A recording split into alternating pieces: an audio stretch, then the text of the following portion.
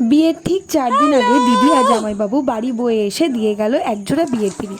আসলে দিদির বিয়ের পিঁড়ি আঁকার আমার কথাই ছিল না। বহুদিন আগে থেকেই ঠিক ছিল যে দিদিকে একজন আর্টিস্ট বিয়ের পিঁড়ি পাঠাবে, কিন্তু ঠিক শেষ মুহূর্তে বাপরে যখন বাপ। পিঁড়ি এলো দেখা গেল পিঁড়ির জোড়া বেশ দুর্বল, পলকা। দিদিকে তোলা হবে এই পিঁড়িতে, তাই কোনো রিস্ক নেওয়াই যাবে না। তাই গ্রামেরই এক বাড়ি থেকে একজোড়া বিয়ের পিঁড়ি নিয়ে আসা হয়। তবে সেগুলি ছিল নীল রঙের। আমার দিদি জামাইবাবু দুজনেরই ভারী অপছন্দ বিয়ের পিঁড়িতে নীল রং। ব্যাস, ওদের আবদার, জই রে এই পিঁড়ি লাল করে দে। আরে লাল করে দে বললেই কি লাল করে দেওয়া যায়? আগে নীল পিঁড়িকে ভালো করে সাদা রং করে তার ওপর লাল রং করতে হলো। তারপর আসে কলকার পালা।